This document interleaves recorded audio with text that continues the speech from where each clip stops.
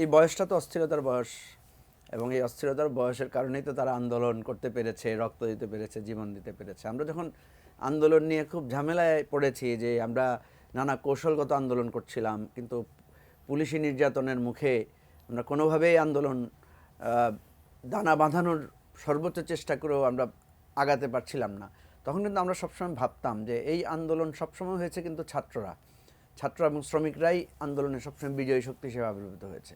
তো যার কারণে তাদের এই অস্থির বয়সের কারণে ওদের আচার ব্যবহার হয়তো কিছুটা আমাদের কাছে, আমরা যারা একটু একটু সিনিয়র, তাদের কাছে খারাপ লাগতে পারে।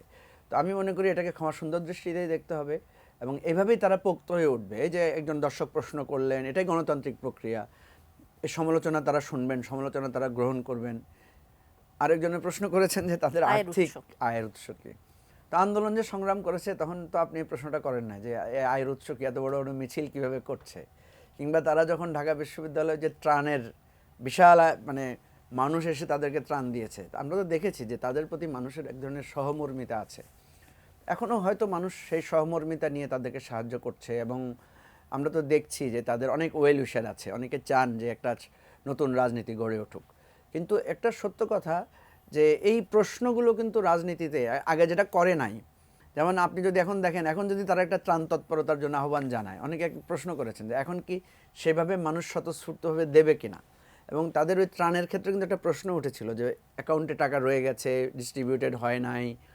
তো কথা হচ্ছে, আমি এটাকে এভাবে দেখি যে আপনি যখন কাজ করতে যাবেন, তখন আপনাকে মানুষ প্রশ্ন করবে। আপনি যদি রাজনীতি করতে চান সঠিকভাবে, আপনাকে অ্যাকাউন্টেবল হতে হবে। কালার এক্সপার্ট, জর্জ স্যাপ এবং মাইল্ড অন হ্যান্ডস টেকনোলজি সমৃদ্ধ অরিক্স ক্রিস্টাল ওয়াশ আপনার লন্ড্রি এক্সপার্ট। আমরা যে পুরানো দলগুলোকে সমালোচনা করি, বিএনপি, আওয়ামী লীগ বা বিভিন্ন দলের স্বচ্ছতা নাই, এটা নাই, আমাকেও তো করবে। কালকে আমি যখন রাজনৈতিক দল করব, আমাকে একই প্রশ্ন করবে, আপনি কি স্বচ্ছতা পালন করছেন, আপনার গণতান্ত্রিক পদ্ধতি আপনি কতটুকু ফলো করছেন। তা আমি এটাকে ইতিবাচকভাবে দেখি। যে দর্শক প্রশ্ন করেছেন তাকে আমি ধন্যবাদ দেই। ঠিক একইভাবে আমি ছাত্রদেরকেও বলবো, যারা নতুন রাজনীতির উদ্ভাবন করতে যাচ্ছেন, তাদেরকেও মনে করতে হবে যে এই কোশ্চেন কিন্তু বিরক্ত হওয়া যাবে না, এই কোশ্চেনের জবাব দিয়েই মানুষের গ্রহণযোগ্যতাটা তৈরি করতে হবে। আমি এখনও মনে করি তাদের আর্থিক স্বচ্ছতা আছে, সেটা করেই জনগণের সাহায্য নিয়ে তারা কাজ করছে, মানে সরকারি কোনো সাহায্য নিয়ে তারা করছে না। আমার কাছে যেহেতু প্রমাণ নাই, আমি সেই ধরনের ইঙ্গিত নিয়ে কথা বলতে চাই না।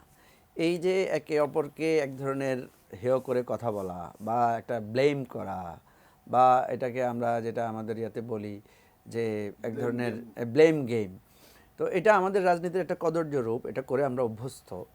তো আমি আবারও যেটা বলি আর কি, যে কাকে ইঙ্গিত করছে, যদি আপনি আমি আমি আমি যদি কোনো এখানে ভনিতা না করি, তাহলে এটা সবাই বুঝছে যে এটা হয়তো বিএনপিকে ইঙ্গিত করে বোঝাতে চাচ্ছে তারা, যে বিএনপি আন্দোলন করে পিছু হটে গেছে, বিএনপি এখন দেখেন, বিএনপির আমরা অনেক সমালোচনা করেছি, ঠিক আছে, কিন্তু আমার ঠিক মনে পড়ে, মানে আমি আজকে হয়তো পাবলিকলি বলছি, আজকে যদি এরকম একটা পরিবেশ না থাকতো এভাবে হয়তো বলতাম না। বিএনপির নেতাদেরকে আমরা তখন প্রায় বলতাম যে আপনাদের এত মানুষ, এত এত আপনারা একটু ভায়োলেন্ট হন না কেন। ভায়োলেন্ট মিন্স, দেখেন এবারের আন্দোলনের কিন্তু একটা রূপ ছিল ভায়োলেন্ট। ভায়োলেন্টটা কি? ছাত্ররা ততক্ষণ পর্যন্ত শান্ত ছিল যতক্ষণ পর্যন্ত পুলিশ তাদেরকে আক্রমণ করে নাই। আমরা তো দেখেছি তারা বঙ্গভবনে গেছে, পুলিশ তাদেরকে তখনও বাধা দেয় নাই। তো যখনই যুবলীগ, ছাত্রলীগ এবং পুলিশ তাদেরকে মারা শুরু করলো, নৃশংসতা চালালো, তখন কিন্তু মানুষ উত্তেজিত হয়েছে। এবং এবারের আন্দোলনে কিন্তু বহু থানা ঘেরাও করেছে মানুষ, থানা পুড়িয়ে দিয়েছে, জ্বালিয়ে দিয়েছে, এগুলো কিন্তু আন্দোলনের একটা রূপ লাভ করেছে। বিএনপিকে আমরা দেখেছি, বিএনপি এই জায়গায় কখনো যায় নাই। যেমন আপনি যখন দেখবেন বিএনপির বিশাল বিশাল সমাবেশ হয়েছে সারা দেশে, আমি রংপুরের কথা জানি, সেখানে আরও কয়েক জায়গায় দেখেছি, বরিশালে যে নদী সাঁতরে মানুষ এসেছে। তারপরে বিএনপির বিভিন্ন জায়গায় বিশাল বিশাল সমাবেশ হয়েছে। এখন এই যে আলোচনাগুলো হচ্ছে, কথাগুলো হচ্ছে, এই কথাগুলো আমি মনে করি এটা একটা সময় আমাদের কাছে খারাপ লাগবে, যে আমরা একটু শান্তিপূর্ণ অবস্থান পেয়েছি, বা একটা বিজয়ের গৌরব পেয়েছি, বা একটা অপেক্ষাকৃত ভালো সময় পেয়েছি, সেই সময় আমরা একে অপরের কাদা ছোড়াছুড়ি করেছি। আমি মনে করি বিএনপিকে সমালোচনা করা যায়, ঠিক আছে, কিন্তু মনে রাখতে হবে বিএনপি যত বড় দল, আমি যখন তত বড় দল হব, আমার যখন তত বড় শক্তি থাকবে, তখন কি আমি এই ধরনের সিদ্ধান্ত নিতে পারবো কি না। দেন বিএনপিকে যখন সিদ্ধান্ত নিতে হয় যে সে পুলিশকে ঘেরাও করবে, থানা আক্রমণ করবে, তখন বিএনপির নেতৃত্বে কিন্তু তার কর্মীদের কি অবস্থা হবে, নেক্সট সিচুয়েশন কি হতে পারে, কোন সিকোয়েন্স অ্যারাইজ করতে পারে, এগুলো বিএনপিকে ভাবতে হয়। ছাত্র আন্দোলন, রাজনৈতিক আন্দোলনকে তো এগুলো ভাবতে হয় না। আমরা তো ছাত্র জীবনে আমরা যখন সংগ্রাম করেছি, কোথায় রাত্রে গিয়ে থাকবো, এরপরে পুলিশের সাথে লাঠালাঠি করার পরে যে কী হতে পারে সেটা নিয়ে তো ভাবি না, আমরা তো করে দিয়েছি। এরপরে যখন দেখেছি পুলিশের আক্রমণ, তখন আমরা বুঝেছি যে এটা ঠিক করেছি কিনা।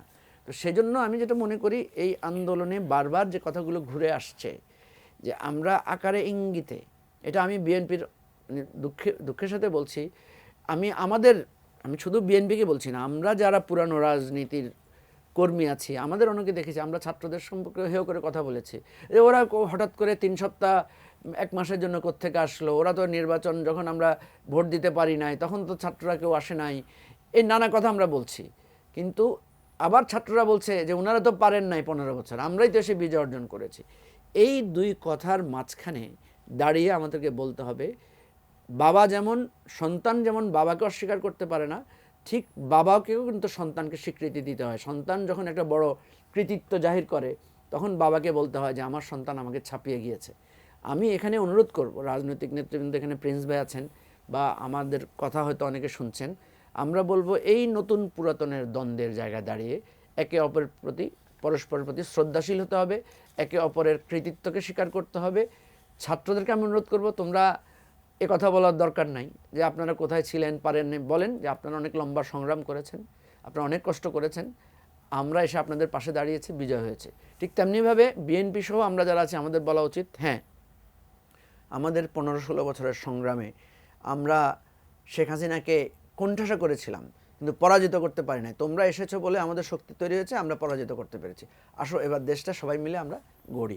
এই মুডটা ছাড়া আমাদের এই বিজয়ের অর্জনটা নস্যাৎ হবে। শুধু কাদা ছোড়াছুড়ি ছাড়া এর বেশি কিছু আমরা পাবো না।